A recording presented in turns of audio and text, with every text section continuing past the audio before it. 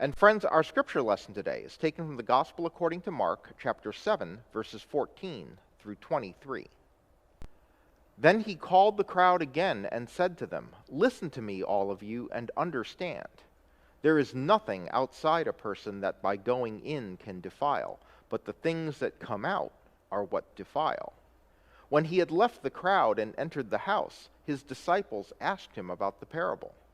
He said to them, "Then do you also fail to understand? Do you not see that whatever goes into a person from outside cannot defile, since it enters not the heart, but the stomach, and goes out into the sewer?" Thus he declared all foods clean. And he said, "It is what comes out of a person that defiles. For it is from within, from the human heart, that evil intentions come: fornication, theft, murder, adultery, avarice, wickedness, deceit, licentiousness, envy, slander, pride, folly. All these evil things come from within, and they defile a person." Well, I'm sure that some of you recognize this image that's over my shoulder. That is the original USDA food pyramid from the early 90s, I think.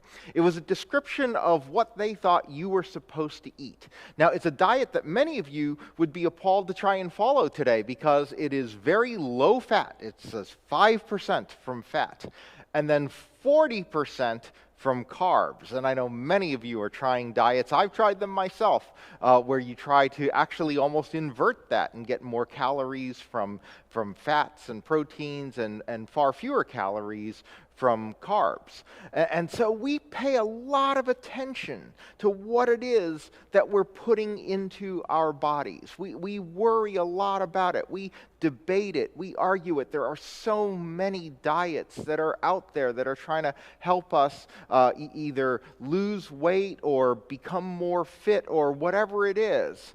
And so we look at it and we analyze it and we study the calories and the nutrition labels and all of that stuff. But in our passage today, Jesus is kind of telling us that we've worried a little bit too much about what we eat, especially in the ritual sense. You see, what's happening is that Jesus is being criticized by the religious leaders of his time. It began with a criticism that Jesus' disciples weren't washing their hands before they ate. And that was a ritual thing. This wasn't strictly about sanitation the way we would do it today, but rather it was the ritual hand washing that needed to occur in order for them to show that they were clean to eat. And so they were criticizing Jesus for not making his disciples do that. And his response was to say that, the food that we eat isn't the problem. The food that we eat just goes to our stomachs and it goes out into the sewer. Jesus is actually being quite funny at this point. And by the way, that word sewer is probably a more polite translation of what he's actually talking about. It's more akin to a latrine. Now, actually, by the way, just a little bit of history, the Romans did invent sewers. They invented the first sewer system. However, it probably had not made its way to a backwater province like Judea. And so likely they would have heard about it, maybe they knew about these things, but it wasn't something that they experienced. So the word that's used there is really more akin to what you might call a latrine or an outhouse or something like that. And what Jesus is saying is that the issue is not what you're eating. Righteousness is not based on keeping yourself pure. All right? And that was the attitude that so many of the religious folks in that time had. The idea was that they were pure, and what we needed to do was keep ourselves pure. We needed to keep impure things from coming in. But no great person has an epitaph that reads, "He did no wrong." Because what Jesus is saying is that what matters is what comes out.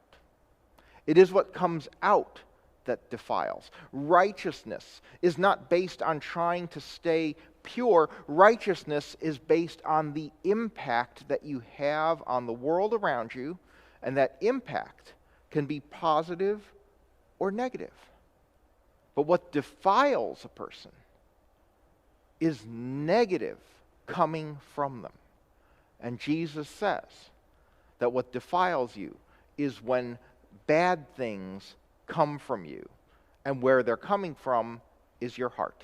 And so from there comes the theft, the murder, the adultery, the avarice, the deceit, the envy, the slander, the pride, the folly.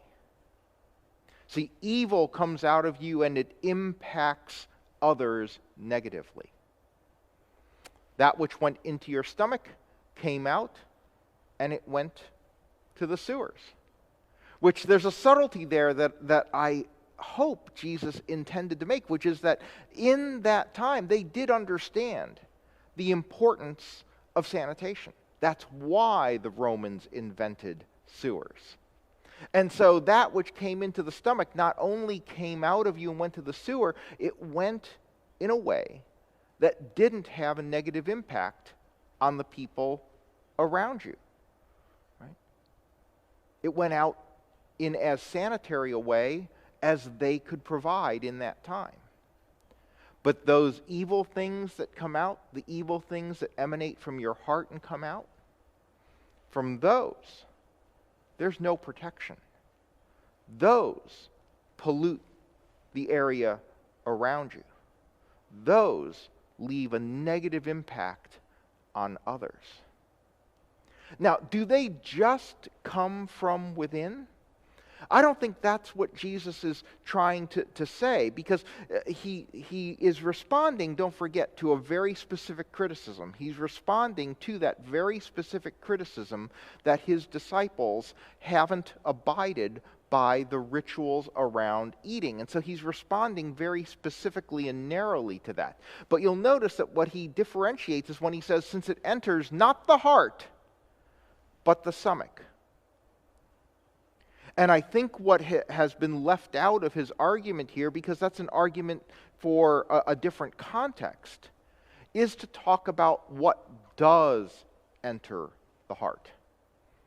Because I think we all know that not only do those things that Jesus decries emanate from the heart,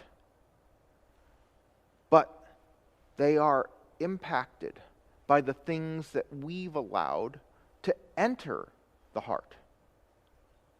I don't think we can entirely blame things that enter the heart, but I think that things that enter the heart have an impact on us. Things that enter the heart change us. Things that enter the heart will eventually have an impact on what comes out of the heart. And as Jesus says, it is what comes out of the heart that defiles. And so what goes in affects what comes out in a way that can negatively impact you and the people around you. So are we paying enough attention to the things that are entering our heart? I mean, I talked about that food pyramid, right, where we are so concerned with what we are eating. But really, what is your mental, emotional, spiritual food pyramid? Are you paying as much attention to that as you are to the things that you eat? What is your intake of things that are coming into your heart? Are you making sure that you have enough things entering your heart that bring you peace? Are you being sure that you have enough things entering your heart that are uplifting? Are you being sure that you're bringing things into your heart that are inspiring? And are you bringing things into your heart that are hopeful? See, I think peace and inspiration and hope, these are emotional, mental, spiritual food groups that we need to make sure that we're receiving each and every day. You need to ensure that you have a minimum daily intake of uplifting, inspiring messages. You need to watch what your mind eats as carefully as you watch what your mouth eats.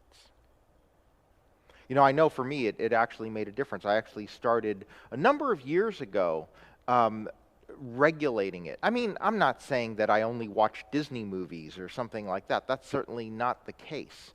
But I actually have done things like I've shied away from some really heavy films. I mean, there have been some wonderful movies that I hear about that get Oscar attention and stuff like that, and they cover very, very weighty subjects. But I've actually avoided most of them. And when people say, didn't you see that? It was such a great movie. It's an Academy Award nominee and all of that kind of thing. And it deals with such an important topic and all of that. And I acknowledge that that's certainly true. But I didn't watch it because it was a subject matter that was a little too heavy. And I just didn't want to feel dragged down.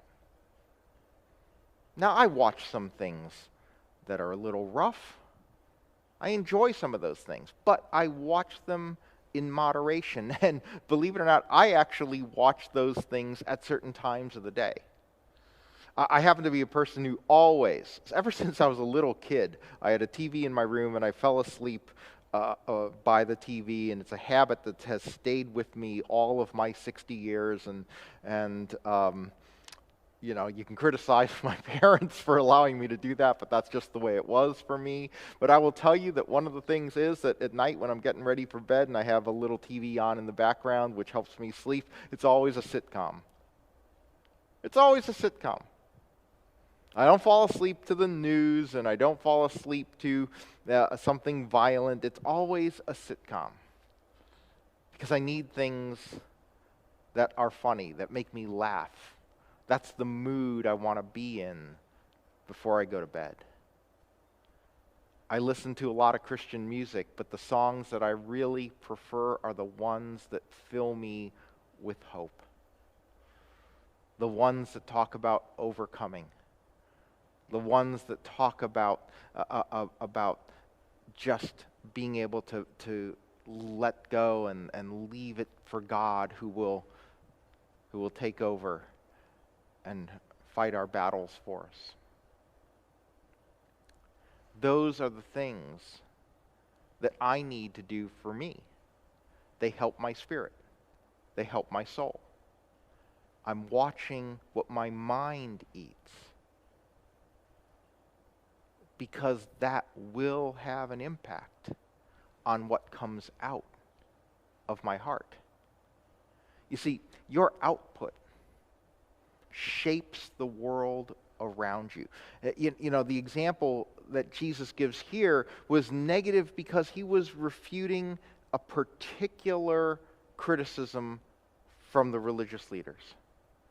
They were trying to tell him that when you ate in an unclean manner, that made you an impure person. And he was trying to say, no, what makes you an impure person are the negative things that come out of you. But whatever it is, negative or positive, our output not only can defile us when it's negative, it defines us for good or for ill. See, too often we worry about whether we're surrounded by bad influences. But one of the truths is that we are the biggest influence on our environment. Right? One of the things that I've always suggested to parents is I know that you parents are concerned about your kids having good friends. In fact, that's one of the reasons why a lot of you want your children involved in church, because of the hope that in church they're going to meet good kids and have good friends. But one of the ways that happens, perhaps the most important way that happens, is because in church we are trying to teach kids to be good friends. And if you want your kid to have good friends, teach them to be a good friend. because in being a good friend, they will attract better friends. Whatever it is that you want in your life, you need to be that. If you want people to be kind to you, you need to be a kind person. The kinder you are, the kinder people will be around you. Your output shapes the world around you.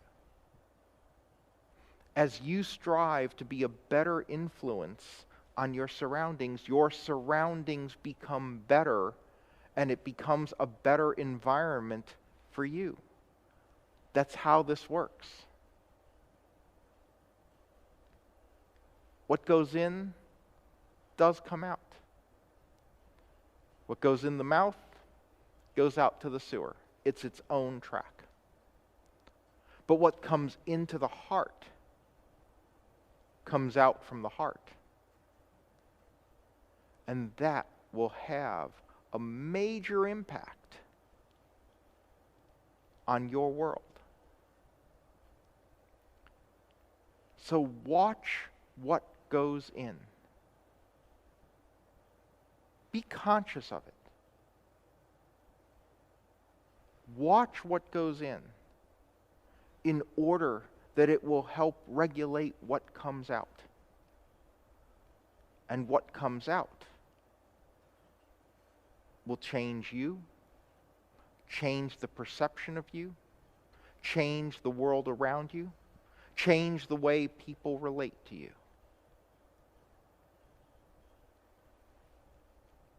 And when you do that, when you improve that, when you make sure that you're getting your daily recommended dosage of things that are uplifting and hopeful and inspiring, you will become a person who is more uplifting and inspiring and hopeful. And you will be surrounded by people who are uplifting and inspiring and hopeful. Because your output is their input, and vice versa. And you can either output angst and stress and anger and jealousy and strife and input that yourself, or you can get in a circle of hope and inspiration and peace. So watch what comes into your heart more carefully than you watch what goes into your stomach. And your life will be more fit than ever before. Amen.